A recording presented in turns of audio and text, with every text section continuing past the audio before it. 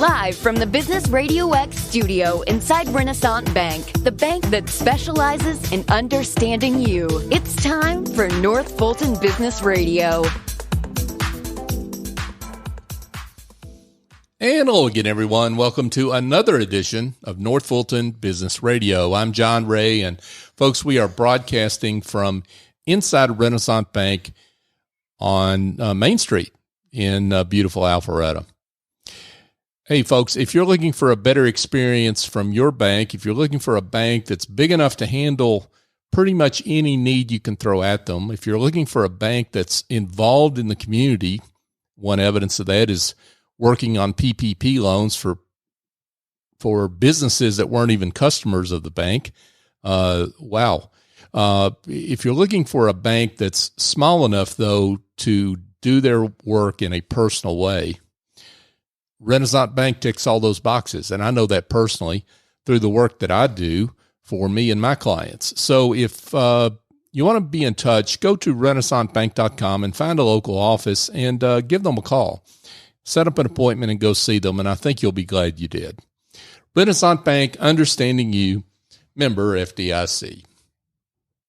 And now I want to welcome Peter Carpenter. Peter is the owner, creative director of Thoroughbred Design Group. Peter, welcome.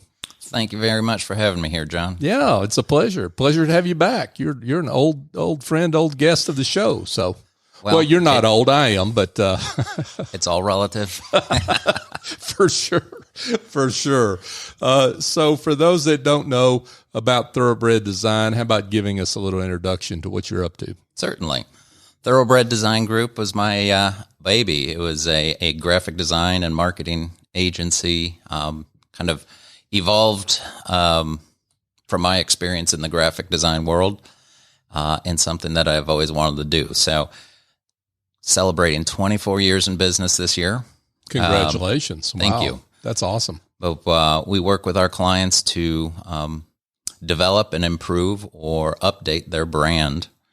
And that can be anything from logo development to their printed collateral, advertisement, anything where their brand or their message needs to be expressed. We take that concept and develop it into a final product for them to use for their marketing team or sales team. Got it. So, Peter, you've got an interesting background. You're from Wisconsin originally. Correct. And back in the day when you were in corporate, you did some work for Harley Davidson. That must have been interesting. It was very interesting. I worked for an ad agency. Mm-hmm. That was one of their accounts. Yep.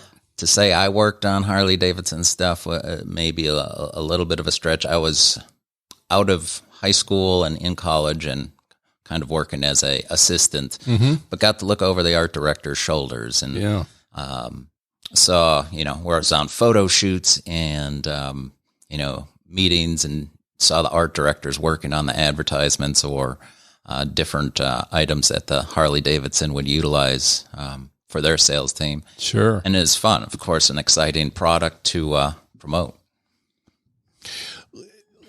Let's talk a little bit about, I guess, branding for businesses. And I know you do a lot of work with government entities, schools, and some nonprofits. But so we're talking about all those. Let's talk about, and I realize branding in general. Yeah, I realize the objectives in each of those are a little bit different. But let's just talk about some of the branding mistakes that you see.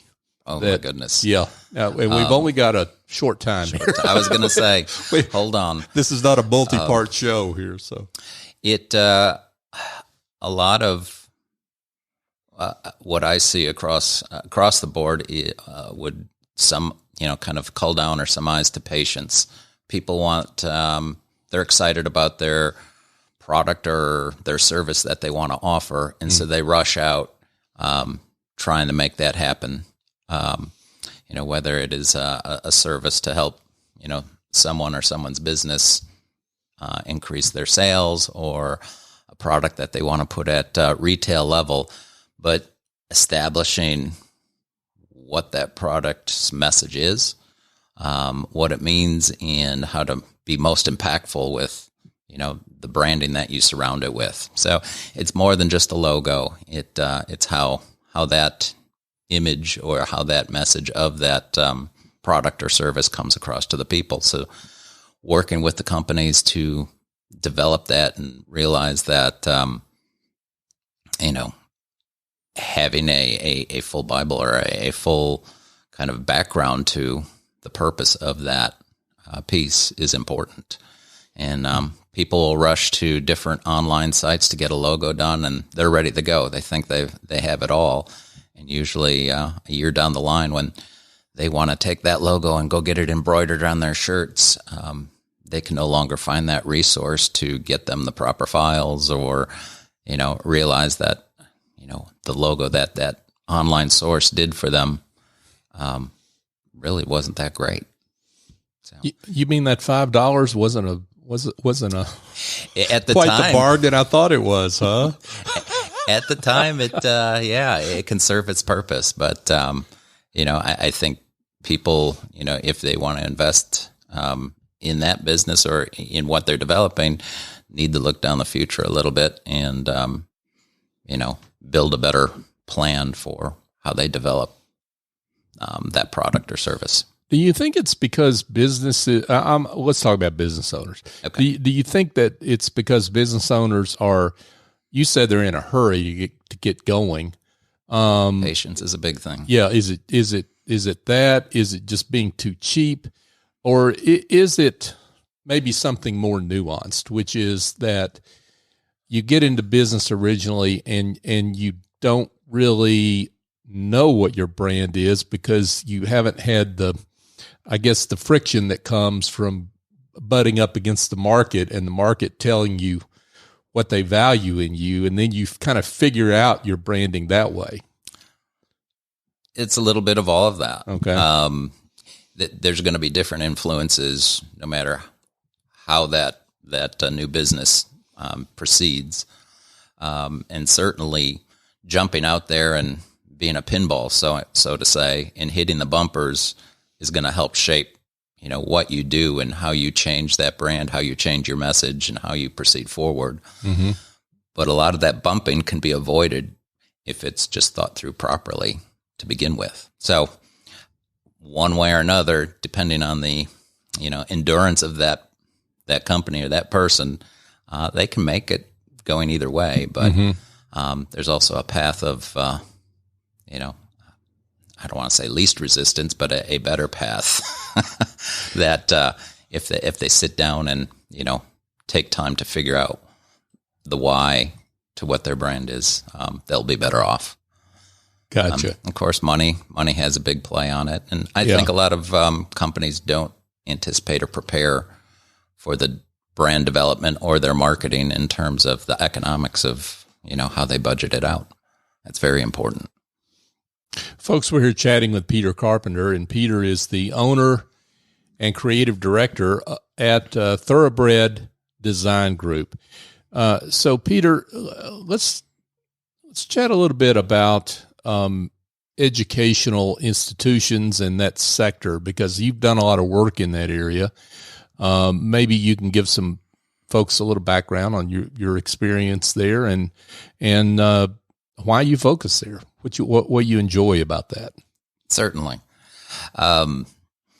So I've been in the educational realm or industry, I'll loosely call it, for about 7+ years. And during that time, that's allowed me to, work at a individual school level as well as at a county level, seeing how the Board of Education may develop materials that then get dispersed out to all schools, but also working with the principals and the teachers and the individuals at the school and seeing what their needs are and how all that interacts. It's pretty unique, pretty fun, a little chaotic at times. But working with them, a lot of times they have the ideas and they don't know they know what they need to make their program better, maybe make a department better, but how do they make that next step? And I help them bridge that gap. So many brainstorming meetings with them, and that's actually the fun part, because you're sitting there taking that seed of an idea and extracting it from them, and then showing them that, hey, if we do this, this, and this, the outcome will serve you in these many ways. Right. And then when it's done, they're like, I didn't imagine it could be like this. And it makes their job easier. The people that they work with, the extension of whatever they're developing, it serves their purposes better. And just the network within a school system is exciting. That's why I enjoy that. So a variety of different levels, a variety of different opportunities. And more often than not, the school systems don't wait on putting out the paycheck either. That they pay well and pay on time. Yeah, paying on time is a good thing, right? So, well, what are some of the unique challenges that you see for schools, educational institutions, in terms of their branding? In terms of their branding, it is being cohesive and consistent across all the departments and across the whole system itself. Because there are so many people, communication is an issue. Who is going to take the lead on something? Who will see and communicate with the right people to make sure that the whatever's being developed is serving the need that is intended to. Mm-hmm. That is definitely probably the biggest hurdle there. And then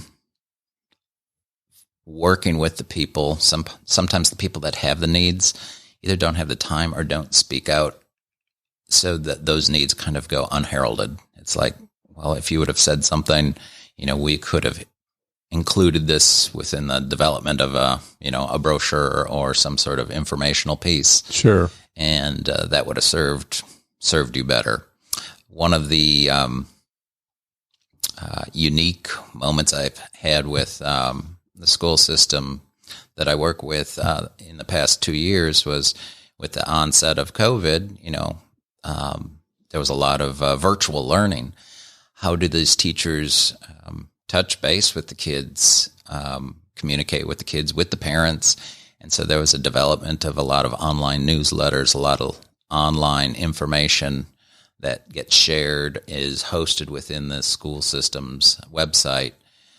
So there's assorted tools that are now available for the parents and teachers, to make the program or to make the class run efficiently.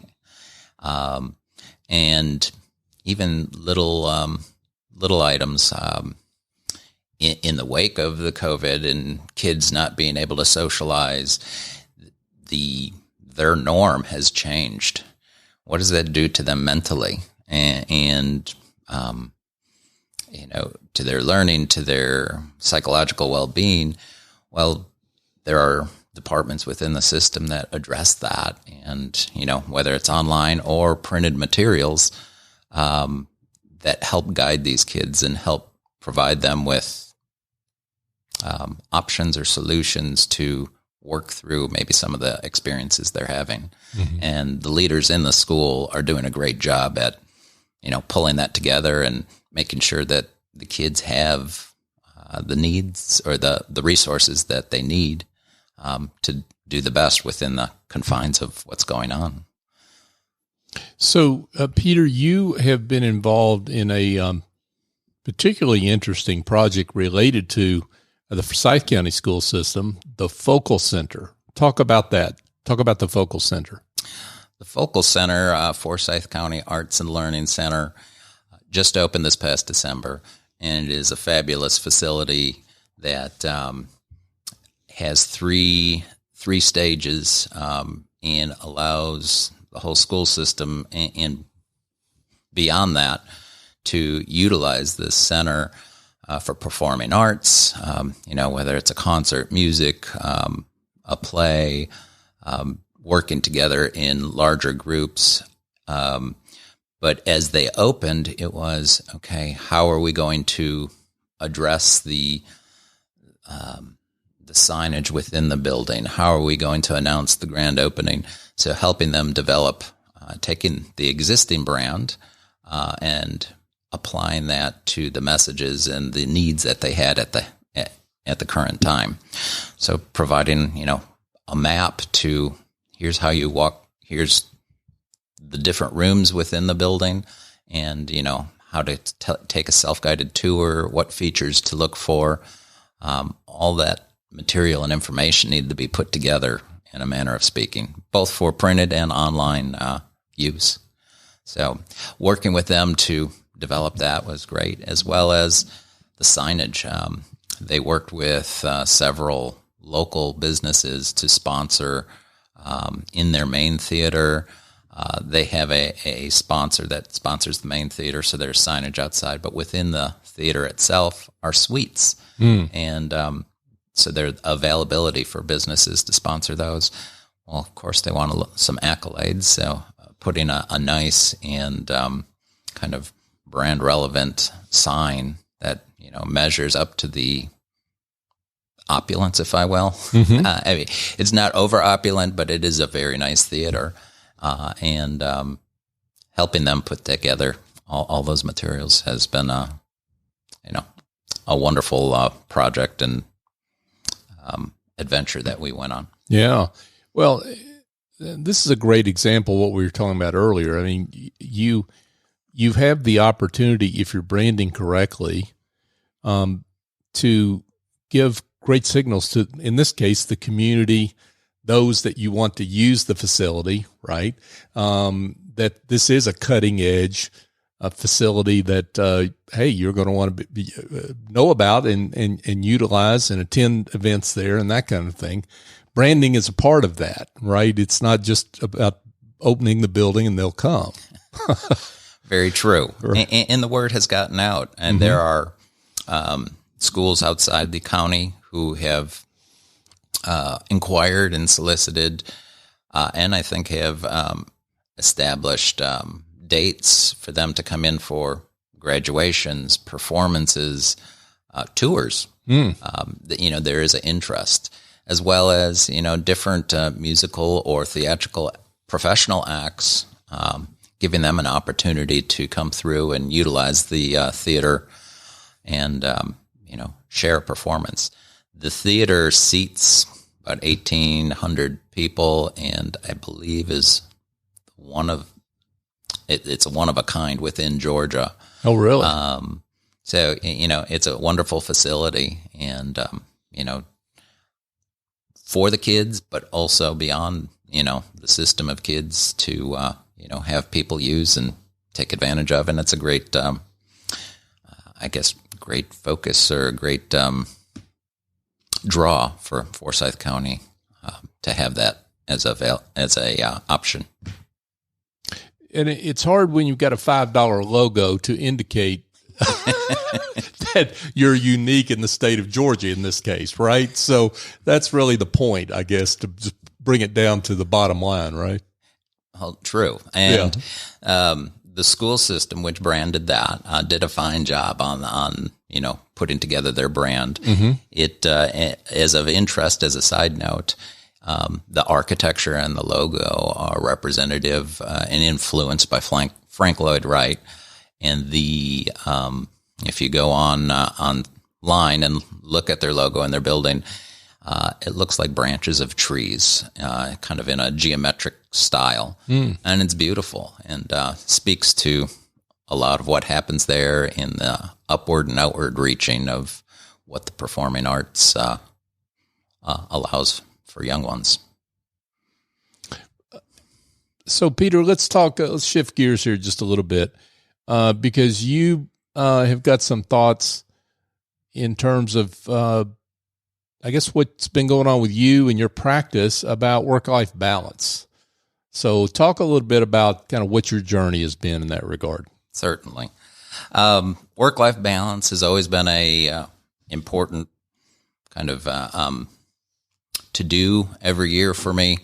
but trying the past couple of years and this year, putting extra effort on, honing that in. I've found in the past, I have 2 daughters who are now out of college. When they were in grade school and high school, life surrounded around them in trying to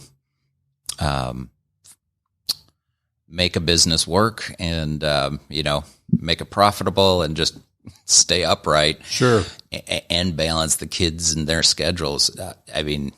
I don't think I got sleep during that time. It was, you're running left and right, and you never felt like you were satisfied in either realm. Yeah. But you're going to do anything for your kids.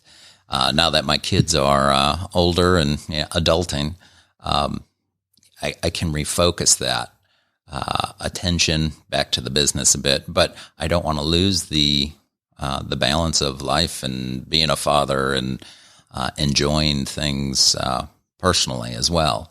So finding that balance, finding, how much do we need, monetarily, and finding that little sweet spot has always been my goal. And, as of late, it has been working. And I don't know if there's any magic trick to it, but it's a continual analysis of where is that bringing me? What happened last year that wasn't good in my mind? Reevaluating what's gone on, sure, helps me move forward. And I think everyone should do that. It's healthy.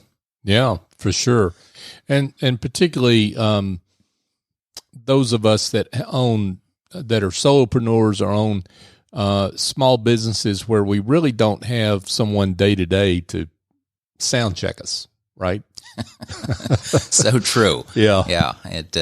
It's nice to have that injection of someone else's perspective, but when they're not around, you need to do that yourself. For sure. For sure. So we let's talk a little bit about newsletters and social media. Now, you're pretty active on both for your own business. Talk about, talk about that activity as it relates to your own business and what you recommend for clients, knowing that every client's different, right? Social media and the whole online propagation is such a hot button. It continues to be a hot button because some people love it, some people despise it. I'll share from my perspective what has worked or how I approach that. Okay. And having someone to help you with that is definitely a wonderful thing. They're much like I can do my own plumbing, but when I want it done right, I'll hire that out. When I want it to work, I'll hire it out, right? Finding someone that really is savvy in the, online social media world. I'm great at design. I'm great at working with clients and extracting ideas and putting their, thoughts that they've put on paper into reality. But part of that reality is, how does that measure, through Facebook, through LinkedIn, and all the different social medias. And that's a whole cornucopia of stuff to learn. It's important. I believe it's important. I continue to do that for my business. And you find, a balance, kind of like the work-life balance. You find a social media balance. What works for you? Some people will post multiple times a day, multiple times a week. I tend to pull back a little bit on that. I don't want people to feel like I'm the mosquito in their world every time they turn on Facebook. But when I post, I try to find things that vary and are relevant. Is there good industry news that I can share? I put recently, I've kind of added to my post library of what I do. It's called College of Knowledge. I've had many people ask me about what's the proper resolution or what type of file type should I use here, and constant questions that are very baseline for me. Mm-hmm. And I'm happy to answer those, but I thought to myself, why not put a little video out about that and just put that out there? And, Sure. maybe it's going to hit someone that helps. Mm-hmm. And so I've been doing that. So that's what the College of Knowledge is about. But so there's informative, you can put funny stuff out there, things that challenge, maybe have the people inquire about what's going on. You had mentioned newsletters too, so I put out a monthly newsletter. Mm-hmm. Again, you find your balance of what makes sense for you, and I do it once a month, and that way I'm in the ear of people as often as I want to be, and I don't feel that that's annoying. And I do get some emails that come weekly, and I see it on my email list, and I immediately delete because I know what it's about already, and there's nothing new. Right. In my email or in my newsletter chain, I try to be informative. I'll take a theme and play upon that theme, and within the newsletter itself is a game. And I call that the logo mashup game. So it's related to my industry. I'm taking logos and either hiding them within pictures or overlaying them. And people get to guess what they are. And I usually have little goodies to give away. And people love that. So there's a bit of fun, a bit of challenge, a bit of informational stuff, finding the balance with all that. And finding out what makes sense for you and your business is key. Yeah. Some businesses need to be more frequent. A restaurant, Mm-hmm. They're putting offers out there. Sure. They may have specials or trivia night every Tuesday, Mm-hmm. and that's stuff you want to announce and make sure it's in people's heads. Right. So, Peter, this has been great. Before we let you go, though, I'd love it if you could share a success story, so a project or a branding project with a client that you're particularly proud of the results, the transformation you brought along to them. Sure. I was going to say being here for a second time on Radio X would have been my success story. Yeah, right. I don't know about that, but you're kind to say that. Thank you. Yeah. One that does come to mind is a project I recently helped a client of mine rebrand their logo, and that was Vickery Pediatrics, located in the Collection up off of Exit 13. Wendy Delaney, who is the owner and doctor there, a wonderful lady, runs a great practice and serves all sorts of kids, had a fun logo and is very like beach themed. She had a surfboard in it, but realized it wasn't serving her how it used to serve her and wanted to update it and make it exciting. Mm-hmm. And so we revised that, and now she has 6 or 7 variations of that logo. This is a little bit unusual to have that many variations, but they all look alike. But they continue the beach theme. The name of the business is a lot easier and clearer to read. It adapts better to digital media, horizontal and vertical formats. So she's excited and just beyond happy. And now has plastered that all over, all the places where she needs it. So that has been a fun success story, knowing that the client is, just beyond happy with, what was accomplished, is the best pat on my back. Yeah, that's awesome.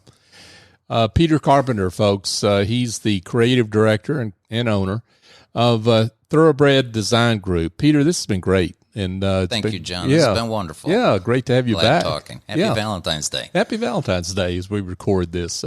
Every day's Valentine's Day, right? So. Certainly. Well, let's get to the most important question, though, which is how folks that have heard something that makes them want to be in touch, how can they do that? Certainly. I am available both personally and through my company on LinkedIn, Facebook, and Instagram. So look for Thoroughbred Design Group or use the @ symbol or all that good stuff. Yep. Or people can go to my website, thoroughbreddesigngroup.com. Go down to the footer if you want to sign up for the newsletter. enter your email. It's as easy as that, and I'll do the rest.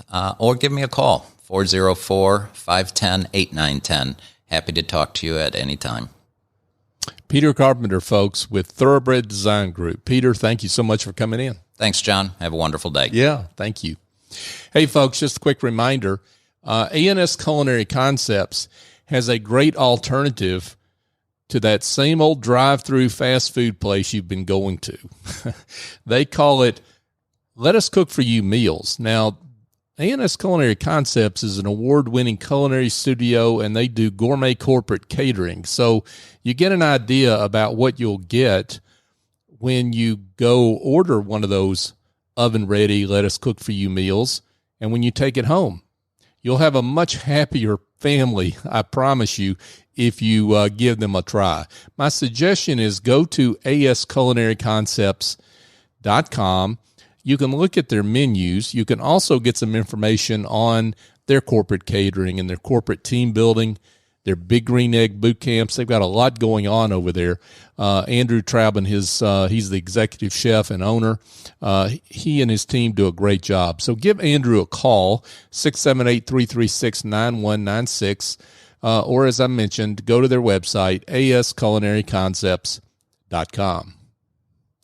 And folks, just a quick reminder, North Fulton Business Radio is available on all the major podcast apps. We would love it if you would share the show. If you've heard something here on the show from Peter and from any of our guests that you think others ought to know about, share the show. It's not about me or Business RadioX. It's about our great guests who we have a mission to celebrate and help them be found. So if you could help them in that regard, we would greatly appreciate it. So for my guest, Peter Carpenter, I'm John Ray. Join us next time here on North Fulton Business Radio.